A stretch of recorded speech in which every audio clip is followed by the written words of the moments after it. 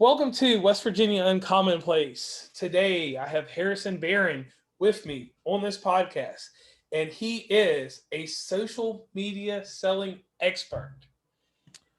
Can you Yeah. tell us what that is encompassed? And can you tell us who you are and tell us every little thing that we need to know about you? Yeah, man. So I'm 5'9". I'm rolling around the 300 mark. That's about me. I'm just kidding. Well, I'm not kidding, but Okay. I got into the social media world kind of out of an accident. So I came from the IT world. I was doing a lot of sales on there and stuff like that. I've always lived behind a computer screen, and I kind of stumbled upon it. So I left my old IT company, started a new business. But at the IT company, I was doing a lot of selling on LinkedIn. And I didn't really realize I was just doing it. Like, it's like you put your pants on, right? You put your left foot in or your right foot in. You do the same thing every day, right? Like, nobody ever asks you, hey, what leg do you put your pants in, in your pants first, right? You just do it, right? So I would just go and I would prospect on LinkedIn, and I'd create some content on LinkedIn or share some stuff out and stuff like that. And I was getting a lot of traffic. I was getting a lot of leads from it. And I was like, okay, whatever. So left my old IT company, started to go over to started my own business called Barron Media Group, and now we're actually about to become, actually by the time this drops, it'll be officially Growth Generators, so growth-generators.com. And I started out as a social media marketing agency. I took the Ty Lopez pill, and I was like, oh, I could do this, whatever. So I love how you're laughing, because everybody knows, like, everybody's seen it. And like, I bought one product from him. I bought the 67 steps. I ended up listening to about 10. It was too much. It was just too much to consume. It was like impossible to consume, and it was good value. It was a lot. So Way too much. but I was like, I could probably do, I could probably run a digital marketing agency. And at this time I had started my podcast, and it's funny. My employees are always like, you always talk about this podcast. And I'm like, well, the podcast was the catalyst to everything. So I started the podcast inside my old company. Literally had a closet, not much smaller than the room that I'm in. And I'd have people come in. So as I was telling you, right, like I had my four ATR 2100s, and we'd sit there and I'd record, and I'd have people come in, and it was really good because these people were seeing me and also seeing the company, the IT company. So it was good cross promotion. Some of these people became clients of that IT company, and that was part of the goal, right? To bring these people in. And it gave me access to a lot of people that normally I wouldn't have access to. They wouldn't either answer my message on LinkedIn or something like that. But if somebody was like, hey, you got to talk to this kid Harrison, he has a podcast, they would be like, oh, I'd love to be on a podcast. And they'd march right in and, shake my hand.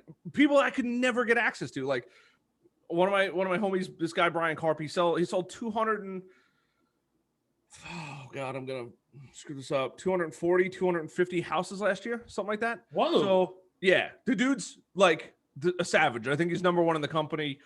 He's top 10 in the company in the country. And I know he's number one in New York by volume. Yeah, the dude's no joke. And he would never pick up a phone call from a guy like me, right? And so somebody mentioned to him and was like, I was like, hey man, I have a podcast. And somebody had briefly mentioned it to him before and was like, you should come on, Harrison's podcast. And that was the opening floodgate. So anybody that's interested in starting a podcast, it's just one of the side effects of what could happen. So when I started my own business, I started out doing social media, and I was finding a lot of clients on LinkedIn and stuff like that, and locally, and I could run social media accounts. And I was like, cool, this is awesome. The problem is I realized that I hit two major walls, and Ty and these guys never talk about this. And this is one of the things that does drive me nuts. Just because you can build somebody's social media presence doesn't mean they're going to get more customers. And the reason is because it's like your front door, right? If you can get somebody to come to the front door, first of all, it doesn't mean they can come into your house, but if your house doesn't accommodate them, right, then it doesn't really serve a purpose. And I mean that, meaning you can find somebody on LinkedIn who wants to buy your stuff or wants to see your business, and then they come to your website. And if your website isn't up to par, they're gone. Right? Because if it's too cumbersome to buy something, to figure out where, I can't tell you how many people have phone numbers on their website and you can't click to make a call. Like you have to actually copy and paste. I swear to God, I blew my mind. So I'm like, okay, there's a major problem here. And this was something that was happening to me. I would get these clients on decent retainers, making a couple $1,000 a month, and time again, I'd hit a major wall, and they're like, "Hey, you're not really bringing in the customers." I'm like, I don't understand how I cannot be bringing the customers. Like, I'm running the social media account, I'm running ads, I'm creating tons of content for you. I could see you're getting 100, 200, 300, 500 visits per week. There's no way that not one person has reached out to you. They're like, no, we're not getting any traffic. And okay, let me go look at the website. And the website was Dismissal. garbage. Yeah. Garbage. Dumpster juice. Yeah. Dumpster juice. I like that. And I like dumpster juice. That's cool. Yeah. So I was like, well, are we allowed to curse on this? Yeah. I was like, well, shit. This is a big problem because now it's making me look bad, right? I'm grinding, I'm doing this, I'm taking money from somebody else, I'm performing the service or good that I promised, and then I'd fall flat on my face because they didn't have a website. And if they did have a website, which was great, they had no presence. There was no blog, there was no updates. Most of the time it was like, okay, we have a website. It was from 10 years ago when we were at this location. Sometimes they didn't even have the right location on there. They just were like, oh, I need to get on social media, right? They take that Tai Lopez pill, right? So I was like, well, this is not sustainable because that means I'm going to have to find clients over and over and over and over again. They're going to hire me for 3, 6, 9 months. And I don't know when they're going to fire me because they're going to fire me. It's not if, it's a matter of when, because just because I'm doing a good job, right? If you hire the best golf coach in the world, but you don't go to practice, it doesn't matter. You're never going to get anywhere. You need that website. You need a continuous plan to get you from point A to point B, right? And this was the major problem. So I was like, well, we have to revise everything. And I built a website for my podcast. I built a decent social media presence for my podcast. And I had connections that, I mean, I almost got Cecil Fielder on the podcast. I don't know if anybody knows, but Cecil's famous baseball player. Famous baseball player, right? Detroit. I have a cell phone number in my phone. Detroit Tigers. Yeah, like he's a homie, and he's like, dude, I'm in whenever you want. Let me know. And like, that was the access that you got, that I got out of my podcast. Like that's because my podcast was in person. I did like 3 or 4 Zoom calls. I really wasn't into it. And I kind of squashed that. And I said, look, I'll go to you. I don't mind traveling to you, but there's no way that we're doing this over Zoom. It was very rare I did somebody over Zoom, and it was like people that were like in Iowa that I was like, there's no way I'm getting there or they're getting here. Right. So that was the really cool part about it. So then I was like, well, we have to figure out something else. So then we started offering websites, and I had a couple people, and then I had a couple people buy it, and I was like, okay, this is something that we can do, right? Same problem, right? Okay, I built you this website, right? I drove some traffic from Instagram or social media or LinkedIn to your website or to you. And now we have another problem, right? There's no marketing strategy. There's no way for people to continuously find more information. There's no way for Google to help you and things like that. So then I started offering SEO services, and that's kind of what we've landed on over the last 3 years is, because I'm about to break 3 years in April. Okay. Is really just focusing heavily on SEO, helping people get found, and then teaching small business owners that can't afford these large SEO packages or inbound marketing packages how to do LinkedIn sales, because it's so incredibly effective to get in front of, the key decision makers, the CEOs, the CMOs, the CSOs, the CROs, C-suite people. You can just, I compare it to, I don't know if anybody that's listening is an anti-gun, but like you're a sniper, right? You can literally target down to the person, find out who's in the company, message them, and chances are pretty good you're going to get a response back. Oh, wow. That was a tangent and a half. Oh, yeah, and I like that. Now, this is one thing I need you to do because we both know this about podcasts.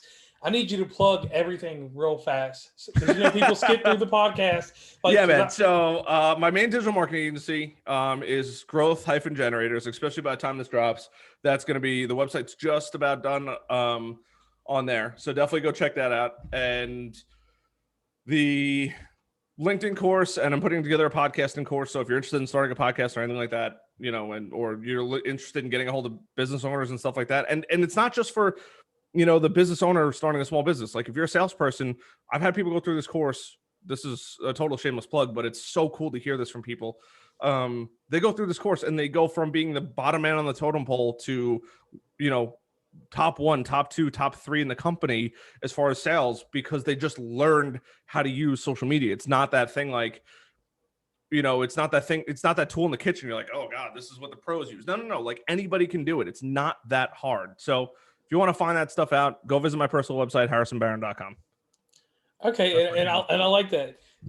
And the reason I like this is because like everything that you said, you're telling the truth that people don't realize, because everybody thinks you can just get on YouTube, you can get on Instagram, and even when you privately discuss it, like how I got to where I got to, everybody has to take a different route. But this concept that people think of, people think they start, we'll just use the podcast as an example. People think you start a podcast somewhere on a hosting platform, you get on Instagram, you do a few memes, you do a few ads here or there, you pay for promotion with Instagram, which I'm kind of iffy about, because I always tell people, if you don't have a true product to promote, don't do it. Then don't do it. Yeah. So I'm going to say this on this podcast right now. Someone needs to a lot of my fellow podcasters need to reach out to you to take this course, because it seems like your course would help them understand the marketing strategy. Because everybody thinks that once you get to 1,000, 2,000, 3,000, or actually let's be 100% honest. When you get to 10,000 listeners, that, oh, you're going to be the next Joe Rogan, or, oh, you're ready to go over to Megaphone, or even, I hate to say Buzzsprout, because Buzzsprout's pretty big when you get that high numbers, but they think that it's time for them to jump to the next level, and there's levels to everything. Yeah. And people think that just because you see this, the thing that's been embedded in people's minds, people take the social media aspect of YouTube and say, hey, I was on YouTube, I got 1 million views, it should transfer to money. That is not how it works on social media. It's never. And I know that people can't see me, but I'm shaking my head, because it's just, that's the farthest thing from reality possible. And well, I'll let you finish first before I go. Oh, no, I was good. I'm ready for you to go on that one. So I think the problem is, and this is something that I suffered, right? Because you see all these people and you're like, you go on YouTube and you're like, oh, Mr. Beast, right? 35 million subscribers, right? You got PewDiePie, almost 100 million, or he's over 100 million now. You got like Graham Stephan, 2.5 million. You got Stradman, you Tanner Fox. Like, I'm just trying to pick like a bunch of different people that I follow, right? But you have all these people that are like over 1 million subs, right? You got Peter McKinnon, right? He's got 3.5 million. Like, there's so many people out there with over 1 million subscribers, and you're like, I could do that, like, easy, right?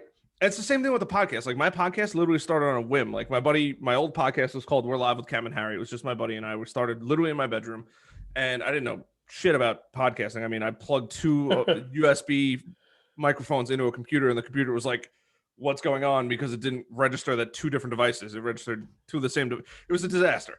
So like, but that's like what people don't talk about. Like, people don't talk about that. And I say this on like every podcast I'm on, but like, I really don't care for Gary Vee for the most part, but like, he does say like some stuff that he does say is like so true. Like, you have to love the process, right? Like, we're breaking the $100,000 mark, this year, which is super cool. And that's reoccurring revenue for anybody interested. But like, that's cool. And like $1 million is cooler a year. But like, the fun part is actually the going from 0 to 100 grand a year, of reoccurring. The fun part is the 0 to 1 million, right? The fun part is hiring that employee, not what the employee can produce, but like, it's really, I hate when he says this, but like, you have to love the process. Like, you really do. Like, if you want to start a podcast, or you want to go, I could teach, you could go to the Navy, go to Navy SEAL training, BUDS, and want to be a SEAL, but you have to love the process. You have to love getting the shit kicked out of you. And that's literally what being a business owner is like. You have to love eating shit all day long and going through like, don't know if I'm going to pay my bills this month because so-and-so didn't pay me. Don't know if this is going to happen. Don't know if this is going to happen. Like, that's the best part. And somebody listening to this is like, dude, this dude is whacked out. But that's like the fun. Like, if somebody hands you a check for, I don't know, what's this check on my desk, right? Somebody hands you a check for $1,500, right? And gives this to you. That's cool. But if you didn't do anything for it, it doesn't provide value, right? Like, I look at some of my competitors, and I'm like, oh, they got VC money, or they had like a private investor who dropped 100 G's in there. And like, yeah, I'm like, that's cool for them. And I'm so glad I never got that, because I wouldn't have learned nearly what I've learned now. But what I'm really jealous of as far as my competitors is the kid that his dad owned a big company already, and his dad said, hey, we'll give you a shot with a decent retainer. Or, his best friend's father owned, or was a senior vice president of a company, and he got a $3,500 a month retainer. So he has to work for it, but he has income. Like, it's not just gifted. It's not this check that just says, hey, here you go. It's this grind, that hustle. That's the best part about anything. And when you find that, that's when you're going to succeed no matter what. If you're in sales, you're in business, you want to start a podcast, right? Like, how many people have started podcasts and failed because they just thought, oh, I'm going to start a podcast, I'll be at 1 million subs in a month. Like, no, it doesn't happen that way. Yeah, general growth like that does not happen. And that's what I tell all these other podcasters, because I give back to my community in the sense, like, I try to help them and I try to show them certain things. Now, I do not have a advertising background. I'm just lucky because of my normal 9-to-5 job that puts me in certain positions with people. So I can never generate or even fathom how you do everything you do. But the one key thing that I always tell these people is, one thing, consistency, and you have to have a marketable product. That is like the second or third slide is consistency on the podcasting course. Right. And my whole thing is this. So many people think that just because you get out here and we're doing this podcast right now, that, some people put, like, people that, like, I see that have maybe 100 listeners, they put all this extra bells and whistles into their podcast. They do all this extra production. I run a raw podcast. I will edit this material, okay, just a little bit to fix that sound to make sure we don't have transformer moving sound. Sure. As of today, I am using a $30 mic because I'm on the go. That's it, bro. That's how it goes, man. But my production cost is $0. Sure. We won't discuss what I make, but what I make off of it is at least 10, 20 times what. I mean, because I have no actual driving costs in this. That's how I make success. And then some people, like, this is what gets me, and I want to ask you about this. Because, like you said, and I hate to tear off from the podcasting real fast, but I don't understand that someone that's just coming out with a podcast would pay to put their podcast on a hosting platform. I am 100% behind people putting it on Anchor to build a subscriber base and then go from there. Because you can take that RSS feed and redirect it somewhere. You own all your episodes. When I started my podcast, I started on SoundCloud. Okay. Oh, wow. I was never I was poor once in my life. Okay. And that shit sucked a lot. It was really like in the beginning of my bartending career, and I was like looking for odd jobs to like make ends meet. I've always been a hard worker. There's never a day that's gone by that I've ever said to myself, or somebody's ever said to me, like, you're lazy. Like, that's never the case. Like, even last night, I was texting a lead at 1:30 in the morning, and I'm texting, my employees. I'm like, no sleep for the wicked. And then I'm up at 7:00 in the morning for the dogs to let the dogs out. Like, I'm not burning. I mean, I'm definitely burning the candle on both ends, and I'm not saying that everybody needs to do that. That's definitely extreme, right? But if you want extreme growth, that's kind of what it takes. But even in high school and stuff like that, like, I would go buy a mini keg of Heineken. Like, I was never poor. I always had a job. I always had money, and I always knew that when you spend money, you get more value, right? So even in high school, when I was a little degenerate and I was buying a keg of mini keg of Heineken, I knew that the Heineken keg tasted better than Natty Ice.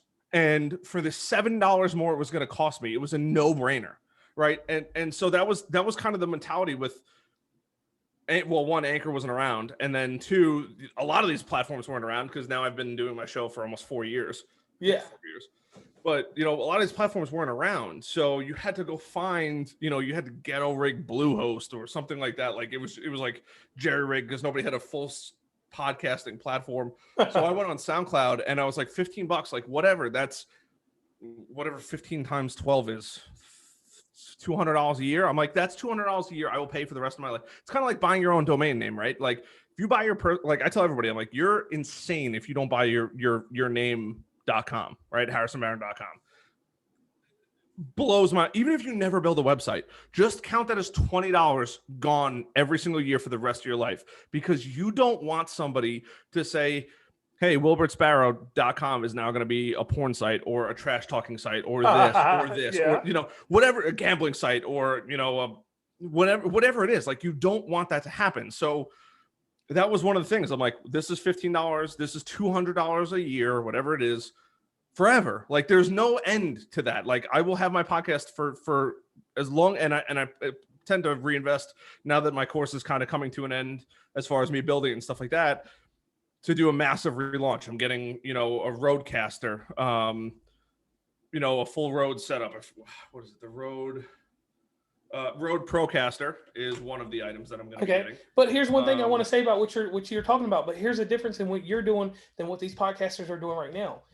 From what you did with your podcast, you monetized in other areas with it, correct? Yeah. Right. Yeah. And see, that's the thing that kills me right now, is because I tell people that if you want to get into this, and if you're doing it for profit, stop. Because the first, it's silly. No, you don't have a following. The first, you need to have something there to make it worth it. Yeah, and like I tell people, like, I don't care if you were on some random television show or something else, and you have 1 million followers on Instagram. Like you were saying earlier, 9 times out of 10, that does not translate to keeping listeners. You'll get unique listeners all the time, because that's a analytic that people always talk about. Is, I have 500 unique listeners, but I'll say you get that in a week's time. But let me see what happens next week. If your next content doesn't have that same type of awe factor, I'm not going to say value, because not everything has value to it, but that awe factor, you know. Yeah, there has to be a purpose, right? And ironically enough, I feel like I'm plugging my course too much, but like, well, no, that's what we want to do here. Yeah, I know, but this is literally what I teach. Like you have to figure out, like, what's your end goal, right? Like, nobody runs a marathon to just be like, hey, I'm going to go run a marathon. No. They have a plan. Like, their plan is to hit 26.4 miles or 26.2 miles, whatever the marathon is. I don't even know. But like, you have to have a goal, right? So my podcast, the goal of it was never to monetize the actual podcast. Now, has it made money? Of course it has. I'd be lying if I said anything else. But that wasn't the main goal of it. The main goal of the podcast was to drive business elsewhere. So getting those introductions, meeting those people I really want to meet, building long-lasting friendships, getting hammered. We used to get loaded on my show, which was great. You know, but like, that was the coolest part. Like, I've made some of my best friends from my podcast. Literally, like, I invited them. I'm like, hey, you seem super, super interesting. Let's jump on a podcast. And then, you know, hey, let's get, you know, hey, it's Friday night. What are you doing? You want to do a podcast? Yeah, let's do it, man. Okay, come by the studio, right? My old studio was sick. Absolutely sick. But like that, like, so many people don't have any idea what they're doing. Like, if you don't want to spend all this money, right? Like, you don't live, it's not van life where it's like, hey, we'll just go wherever the wind takes us. Like, even van life people have a destination. Like, you can't just you can't just go out there and do it. And the other problem too is, if you don't have a destination in mind, giving up is so easy. It's literally just unplugging this little cable right here on the bottom of the mic and you're done. Like, that's it. Like, you hit cancel on your credit card, and it's not very hard to stop.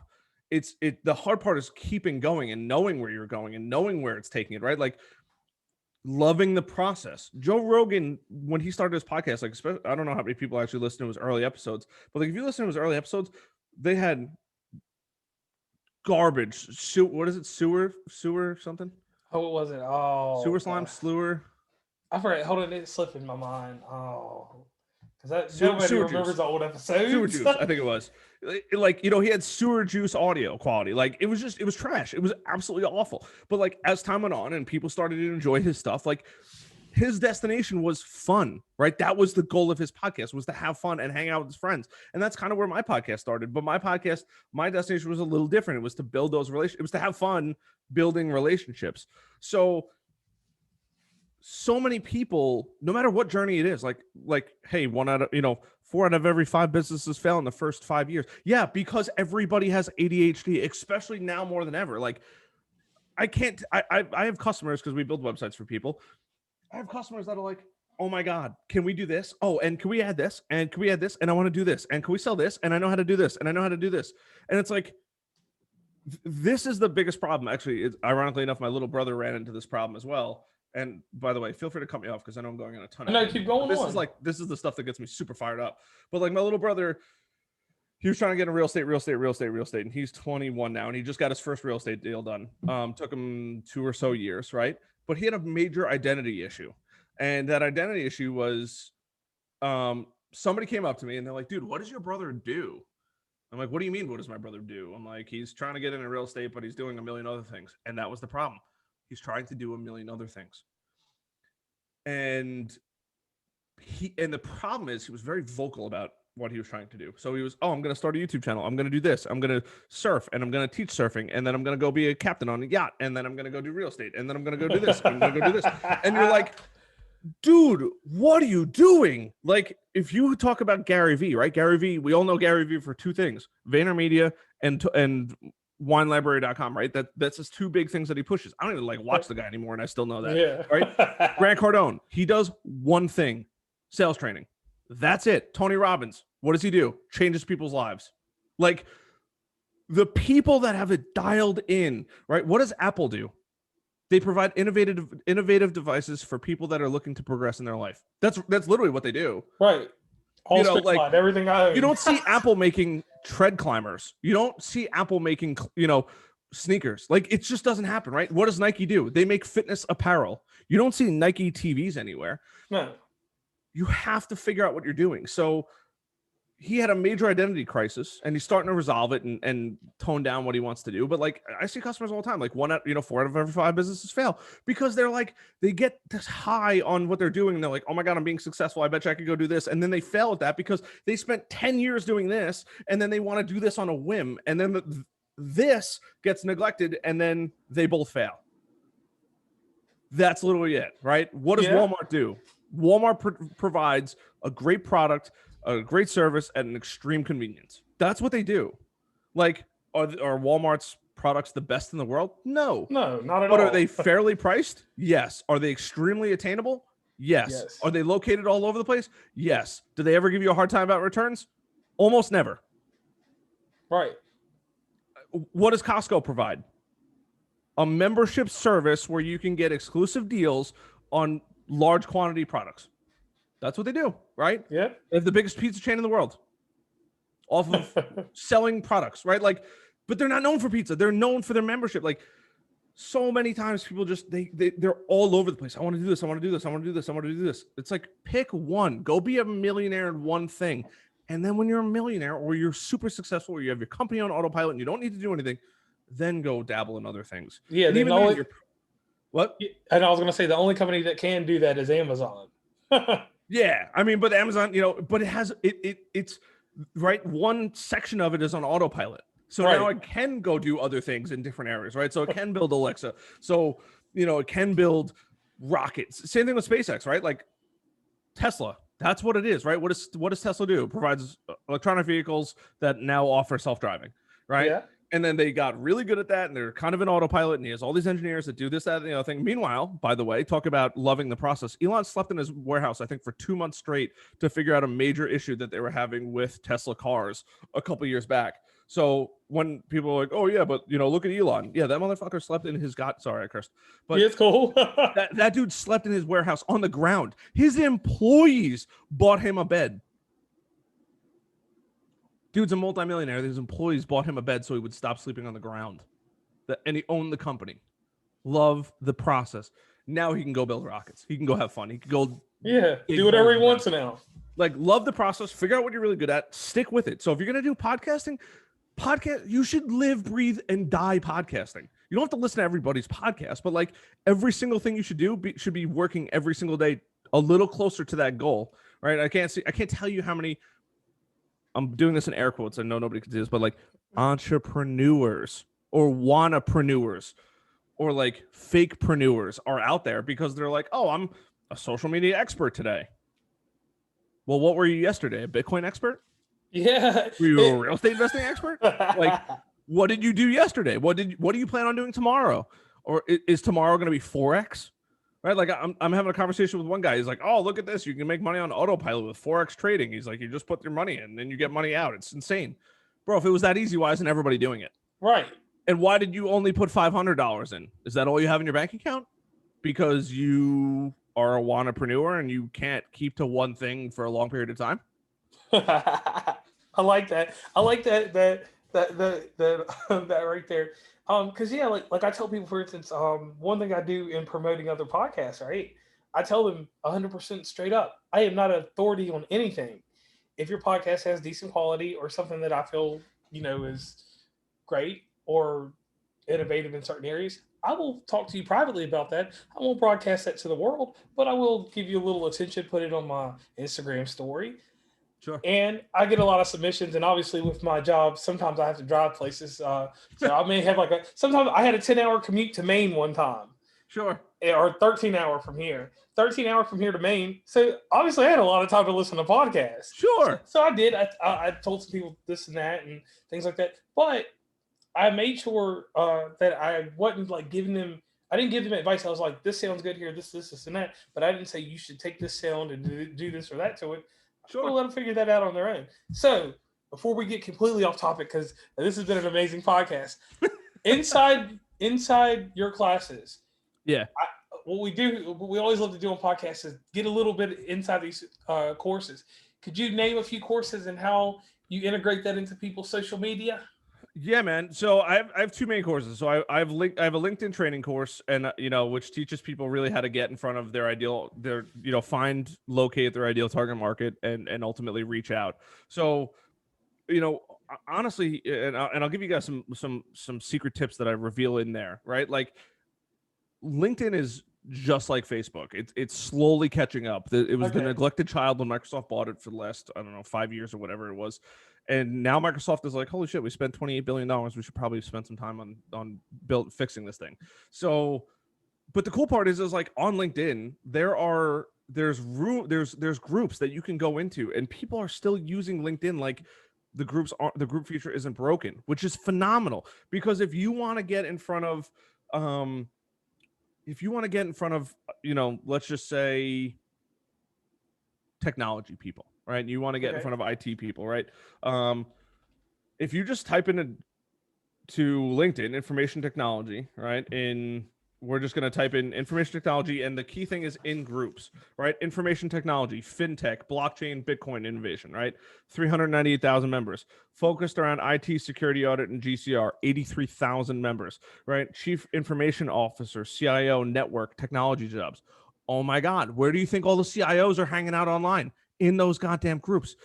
All you got to do is produce a little bit of content to them, or just go through who's in that group, right? Because you don't need to pay for that. That's not a premium feature, seeing who's in the group, and go through and say, oh, this guy's the CIO, or this guy is the CSO, chief security officer, or this guy is the owner of the IT company, because you're looking to sell them a software that, that might be able to help them and make them more profitable, right? Like, that's the secret sauce. Like, that's literally one of the secrets in the course. Like, so whoever you're going after, if you're looking to connect with podcasters, let's check this out right now, right? Or you're looking to get into real estate. I bet you there's a real estate group. I'm just going to do podcasting right now because I've actually never done this.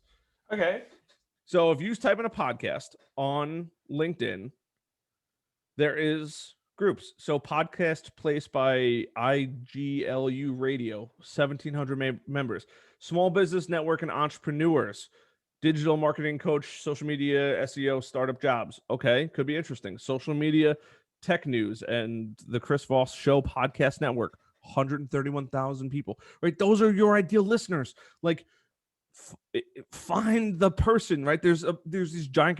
Check Reddit. Like, the same strategy goes for all of it.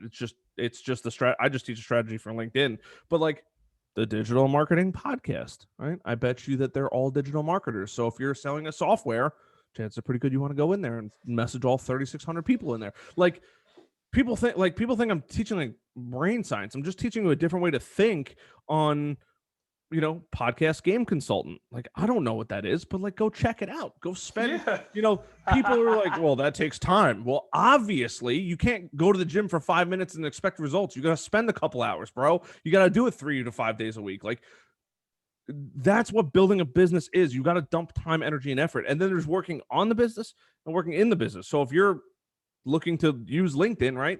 Like, you can't use LinkedIn for 3 minutes a day and expect results. If you want results on LinkedIn, you have to spend an hour a day. How many hours a day do you spend cold calling? If you swap that out for LinkedIn, I bet you your percentage goes up like 10x. Yeah, I'd find you it hard get to more believe it people. doesn't. I'm actually going to try it in Like, this next season. find somebody you want to connect with. Send them a message. I would say literally 50% of the time, like CEOs or chief level officers, I would say on average about 50% of them respond. So think about this with that stat, right? You go after a mid-sized company, there's probably, let's say 50 people, right? There's probably 5 to 10 C-suite or senior level management roles. So let's just say 10 for argument's sake. That means on average, 50% of them are going to respond. That means 5 people are going to answer. So if you're looking to get in front of that company, right? Or even if it's 5 people in the management, right? You have your CEO, potentially a president. If there's a president, if there's not a president, you have your CEO, probably a CRO, chief revenue officer. You have your COO, chief operational officer. And then you probably have 2 other suite positions. Maybe it's CRO or CSO or CMO or whatever those 2 are. But even at the bare minimum of 3, right? Let's just say the absolute bare minimum is of 3. 1 is going to not answer. 2 may not answer. I don't want to give you the middle finger. 2 may not answer. That means you're almost guaranteed to have 1 person into the C-suites answer you. Now it's your job to not sound like an idiot. Like, I don't teach people sales, but I teach people, hey, this is how you get in front of that right person. This is strategies on how to find it out, right? When you message them, they're going to do one thing. They're going to go look at who you are. Your profile has to be dialed in like a sniper scope on the out of the Navy SEALs. Like, it has to be so fine-tuned, because any slip up you have in your profile. I had somebody not hire me because I had 1 spelling mistake on my website. Whoa. That website proposal was $3,000. 3 G's on 1 spelling mistake. You know how much it would have cost me to have somebody go through my website? $100. Yeah, no doubt on it to proofread it. So okay, so let me ask you this real quick. That's the secret sauce. That's part of the secret sauce. Radio and podcast professionals is literally a group on LinkedIn. I'm like bamboozled for people that I see it all the time. Like, I can't find podcast guests, bro. It's because you're not looking. Right, and like I tell people about that, what's crazy is that if you do certain things with your podcast and just advertising, and I think that's something that they can get from you too on the things that I've overlooked. And plus, you got one other thing that interests me, because I'm skimming through some extra stuff too. Your blog. I do. I have a very active blog. Your blog. Yeah. You didn't tell us anything about the webinar. Yeah, I suck at promoting myself. Yeah, you didn't tell us anything about that. but here's the thing. I actually believe that you're like the missing piece in a lot of podcasters, social media influencers to a degree. And I say that to a degree because influencers is kind of a sketchy topic. Yeah, sketchy one that I don't even want to put 10 feet of anything towards. Gotta be real careful with those people. Yeah, careful with them. Yeah, man. Like, I do a lot of stuff. I mean, like, look, honestly, it's so funny, right? Like, because I live in the B2B space. I'm very good at B2B sales. I'm horrible at business to consumer sales, B2C. So, like, when people are like, dude, tell me about your course, I'm like, I tell you what about, well, like, it's made for business people but like, I have so much like consumer grade content on there. Like, I have an active blog. I have 237 blog posts on there. My most recent post, how to use LinkedIn to build your executive profile. Like, my other post, helpful podcast tools to interview remotely. Like, yeah, there's gold in there. And look, I'd be lying if I said I wrote all of them. I have a team of writers that I pay an exorbitant amount of money to help me and do research and write and spell check and all that. Like, there's only so many hours in a day. And right, I make some decent money on my website, and that's not, I was going to give it away. Like, I literally was going to pay. I use a platform called Kajabi. If anybody wants to use Kajabi, hit me up, because I do have a referral code. That would be clutch if anybody wants to use that, because Kajabi is expensive as could be. But it's like 200. It's like 200. I think I spend like $200 a month. But I was literally going to make all of these courses and just give them away, because I think it's a crime to keep knowledge. And then somebody, like, literally one of my friends, like, slapped me and was like, you cannot give this away. Like, there is way too much good in here. And the whole podcast podcast, the whole harrisonbarron.com website, like I just was going to buy my domain name and point it towards my main company. But somebody was like, dude, one of my podcast guests, my buddy Dan Ryan, who owns the PMP Exam Tutor, which is Project Management Professional, he saw me using LinkedIn. He's like, dude, what are you doing? And I was like, oh, I'm prospecting. Why? What's up? And he's like, you need to teach people this. This is like gold. Like, I've never seen anybody use LinkedIn like this. And I was like, all right. And literally on a whim. And I was like, yeah, let's do it. And right, I was also at one point the guy of doing a million things, right? So I was like, oh, I have a nice computer. Let me just stream video games. So I bought a nice webcam and I did this, right? So I had all the tools to record. So then when I produced my course, I actually had some people in the Kajabi group, which is just other course creators, go through it. And I was like, look, just go through it and like give me feedback. And they're like, dude, your course is like next level. And I was like, what? I've never built a course in my life. And they're like, dude, your audio quality is on point. Your video is on point. Your slides are super informative. You're talking behind everything. Your camera cutting, this, that, and the other thing. Your ability to support people like this, that, and the other thing. Like, you're onto something. And that's where I fall short because I've never done this before. This is like I said, I was going to give this away. I was just going to be like, look, if you want to learn how to use LinkedIn for sales, like, this is what you do. Like, this is what I do for my secret sauce. This is how I get my bigger clients. This is like how I hit the target marks. Like, same thing on the podcasting thing.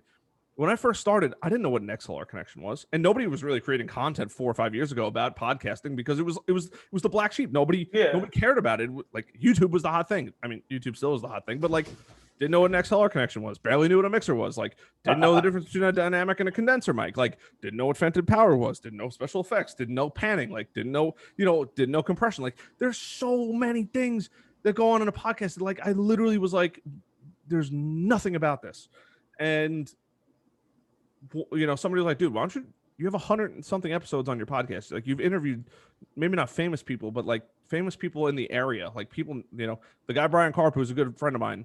Like, a lot of people know him on Long Island. Dude's a gangster. Living legend. Yeah, local legend. And people are like, dude, you got to teach this. And literally I was going to give it away. And then one of my buddies was like, no, you can't give that away. You're giving away gold. Like, you have to charge something. So I think I charge now $67 a month. I think I'm running a special right now. I think it's like $20. I'll send you a link. You can give it out. Okay. Or you can put it in the show notes. But I think I'm doing the LinkedIn course and shit. I'll throw in the podcasting course for $20. There you go. Okay, and that's awesome there. All right. So that's a deal for people that are listening to this podcast. I will literally give you both of my courses for $20. And I'm not trying to sell it. Like, if you go through it and you don't like it, just ask for your money back. Like, whatever, it's $20. Yeah, and that was something I was going to say that was cool about what you did. No questions asked, money back guarantee. I'm like, you got a lot going on there. So we come to a part of the podcast. Fire away. The audience, obviously they're going to listen and they're going to hear everything that you had to say. And on the show, I had this rapper on here from out of New York. He does pretty good numbers. In 40 seconds, he could solve a Rubik's Cube. Okay, that's pretty impressive.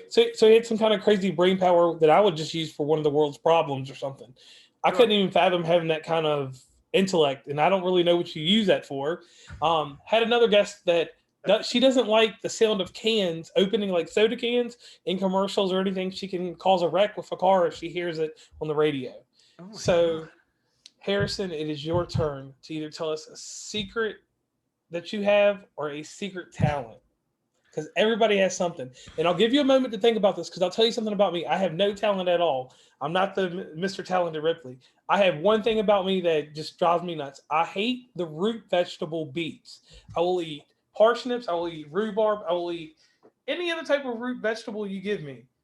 But if you have beets at your house and you serve them to me, I will unfriend you in real life. If you send me a picture of that on Facebook Messenger, I will block you on Facebook Messenger and still talk to you on Facebook through my posts. Oh, that's so sad. Beets are so tasty, man. No, not at all.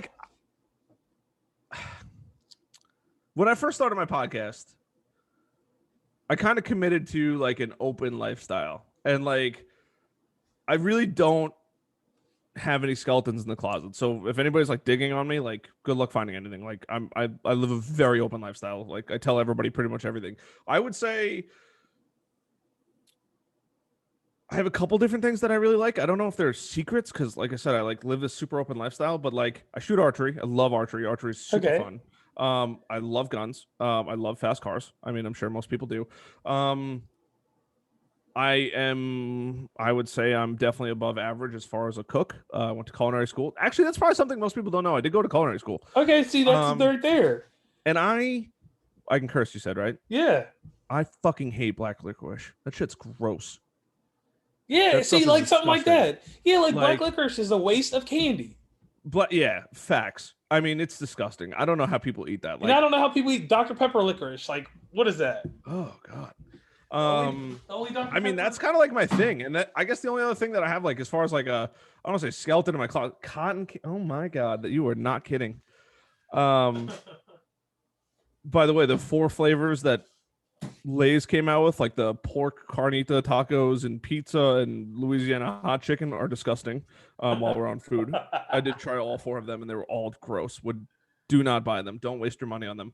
I think I took like 2 chips out and threw the rest out. And I'm not into wasting food at all. I guess the only other cool thing like that I have like in my history that I do kind of mention, but I don't always mention, is I was an Eagle Scout. Okay. So that's super cool. It plays a huge part in my life. For anyone that knows the Boy Scout code and and what it takes to become an Eagle Scout, I firmly believe that plays a tremendous part in my life. I try to pick up garbage every time I'm outside if I see something, stuff like that. I genuinely try to leave the world a better place.